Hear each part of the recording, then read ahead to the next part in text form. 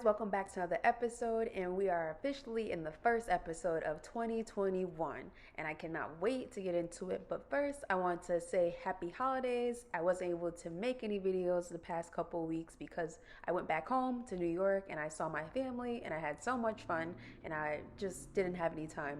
But we are back, and this is the first episode of 2021 because we have to start this year off the right way to ensure that our budget is in place. So let's get into it. So before we get into the do's and don'ts of what I prefer you to do and not to do in 2021, let me just tell you what I did on the first day of 2021.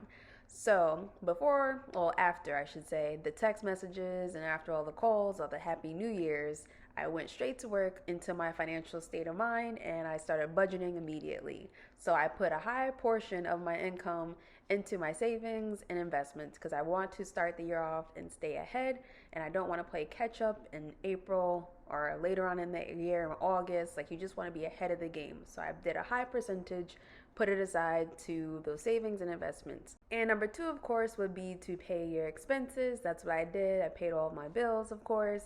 And so I have my savings out the way, I got my investments out the way, and my expenses. So everything else left is mine, and my expenses are really, really low. I'm going to make actually a video on that, ways to keep your expenses really, really low. I've had one in the past, but I want to keep forcing that. Like, if you keep your expenses low, you don't need to keep making a whole bunch of money because you don't have many expenses. And lastly, I'm just waiting for the stock market to open on Monday, which is today if you're just watching this. I'm waiting for the stock market to open because I will be going to work, buy a couple index funds and see what else I can buy out there. But that's how I want to start my 2021. That's the first thing I'm getting into, and I want to let you guys know that.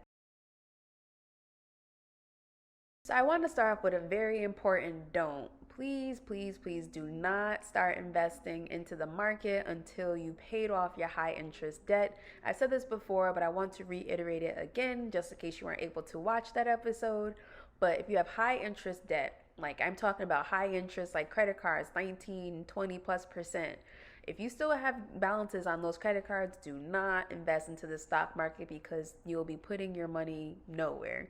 You're pretty much throwing money out the window when you could just be paying on that credit card and saving money in the future.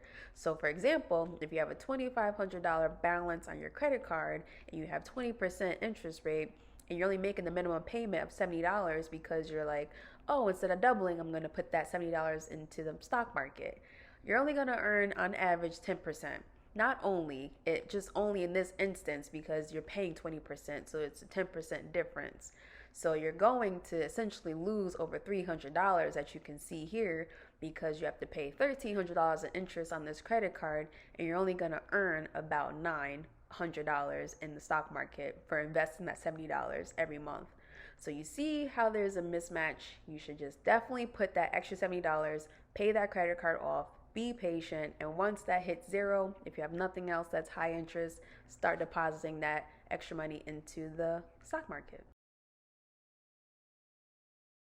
And now I want to get into a very important to-do in 2021 with your money, and it's definitely important to assign every single dollar in your account to something. Assign it to somewhere, I should say. So for instance, you have $1,000. If you want to put $100 in your savings, put $100 in your savings. Now you have $900 left. Your fixed expenses, it costs $500, for example. So now you have $400 left. That $400, out of that $400, you're like, oh, I want to put $300 towards a double payment on my debt. So now you have $100 left. That $100 still needs an assignment. What is that $100 going to be for? Is it going to be for food? Is it going to be for, I don't know, is it going to be for like an eye doctor appointment? Whatever that $100, it needs to be assigned. If you just don't assign it, then that's how you find your money just going wherever it wants, because you need to tell your money where it goes. If you don't tell your money where it goes, it's going to find its own place on its own, and that's not really good for your budget. Another very important thing I want to stress to not do in 2021 is to not get discouraged. If you find out that you place some numbers, like say in January this month, you're like, by February I want this amount of money in my account, by March I want this amount of money in my account. And when you get to March, you find out that that number is not there. Do not get discouraged, still stay on track. Make some cutbacks. Don't be afraid to say no when people ask you to go somewhere because it's not in your budget. That is my that's my saying. It's not in my budget. You want to go here? Yes, but not at this moment. Don't be afraid to say no in 2021. It's perfectly okay and it should become the new norm. So I definitely want to stress this, to make adjustments and don't quit when it comes to budgeting, because it could be really intimidating. Numbers can be really intimidating, so just don't get discouraged. I hope you enjoyed my quick pointers on how to get this year started the right way, and I look forward to helping you throughout the rest of the year and going forward to ensure that you stay on track. And before you know it, December will be here again, so we have to definitely make sure our budget is in place, and it's better to stay ahead of the game than to play catch up. So until then, I'll see you guys next time, and don't forget to like, share, comment, and subscribe below. And yeah, see you then. Bye.